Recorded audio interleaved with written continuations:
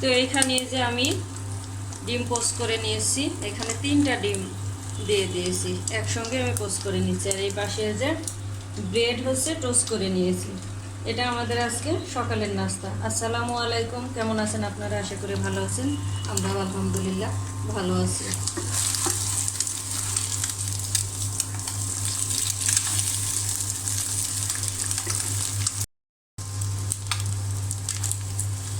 তো এখানে যে ডিম পোস্ট করা হয়ে গিয়েছে, আমি এখন নামিয়ে নিব। তারপরে তো চলে আসলাম দুপুরে রান্নায়। এখানে আমি টমেটো, আলু আর বেগুন দিয়ে ছোট পুঁটি মাছ রান্না করব। আমি তেল দিয়ে দিয়েছি, তেল গরম হয়ে গিয়েছে, পুঁটি মাছটা আমি ভেজে নেব।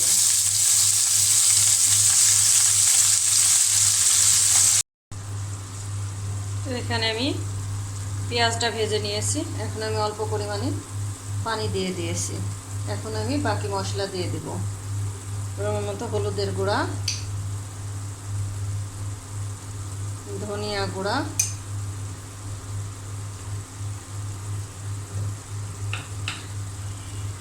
মরিচের গুঁড়া,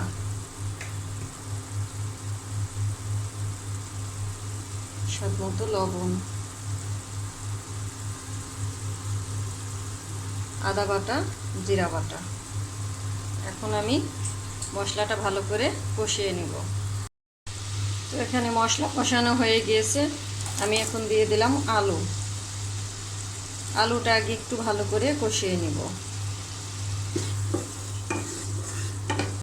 তো এখানে আলু কষানো হয়ে গিয়েছে, আমি এখন দিয়ে দেব বেগুন।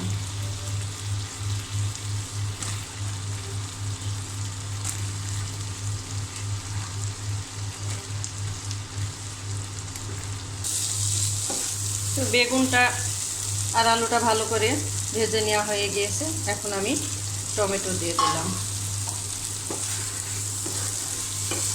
এখন টমেটো দিয়ে একটু ভেজে নিয়ে আমি অল্প পরিমাণে একটু পানি দিয়ে দেব। তো এখানে তরকারিটা কষানো হয়ে গিয়েছে, আমি পরিমাণ মতো পানি দিয়ে দিয়েছি, আর কয়েক পিস কাঁচামরিচও দিয়ে দিয়েছি। তো এখানে আমি গরুর কলিজা ভুনা করব। আমি ভালো করে কেটে ধুয়ে পরিষ্কার করে নিয়েছি। তারপরে এখানে হচ্ছে গরম পানি দিয়ে দিয়েছি, গরম পানি ফুটে গিয়েছে, আমি এখন গরম পানির মধ্যে কলিজা দিয়ে দিলাম। এখন আমি ভালো করে ফুটিয়ে নিব। তারপরে তো এই যে এখানে দিয়ে দিয়েছি, গরম পানির ভিতরে দিয়ে কলিজা পরিষ্কার করলে কিন্তু অনেক সুন্দর হয়। এভাবেই কিন্তু রান্না করতে হয়, ভালো করে পরিষ্কার করে নিয়ে। এই যে এর ভিতরে যা রক্ত আছে, নোংরা আছে, সব কিন্তু এখন বের হয়ে যাবে। তো এখানে আমি এই যে কলিজা সুন্দর করে ধুয়ে পরিষ্কার করে নিয়েছি। অল্প একটু গোশ ছিল, আমি এই পাশে রেখে দিয়েছি, এটাও আমি কলিজার মধ্যে দিব, কারণ আমার ছোট মেয়ে কলিজাটা খুব একটা পছন্দ করে না। তেল দিয়ে দিয়েছি, তেল গরম হয়ে গিয়েছে, এখন পেঁয়াজ দিয়ে দিলাম।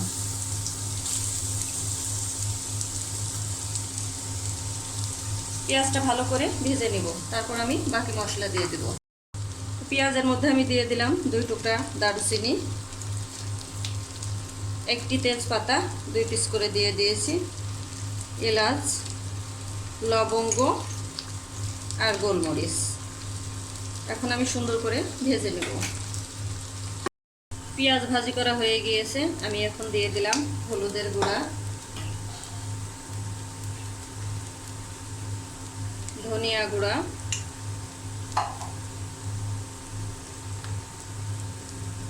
মরিচের গুঁড়া,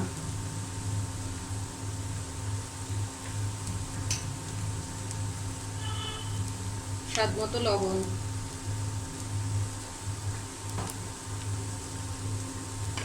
আদা বাটা, জিরা বাটা আর রসুন বাটা।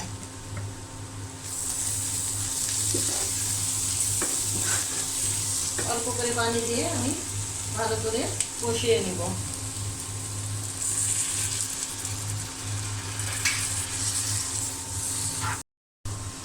তো এখানে যে মশলা কষানো হয়ে গিয়েছে, আমি এখন কলিজাটা দিয়ে দেব।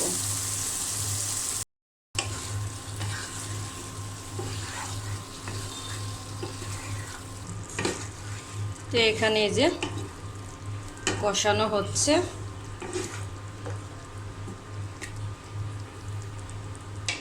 অনেকবার আমি অফ ক্যামেরায় নেড়ে চেড়ে সুন্দর করে কষিয়ে নিয়েছি। এখন আমি দিয়ে দিব আলু। আলু এখন আমি ভালো করে কষিয়ে নিব। তো এখানে আমি যে টমেটো কেটে নিলাম সালাদের জন্য, রেডি করে রেখে দিলাম। খাওয়ার সময় শুধু মাখিয়ে নিলেই হয়ে যাবে।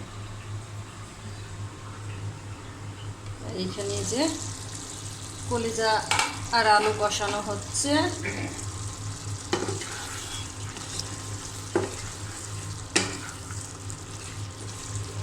তো এখানে যে কষানো হয়ে গিয়েছে, আমি এখন পানি দিয়ে দেব।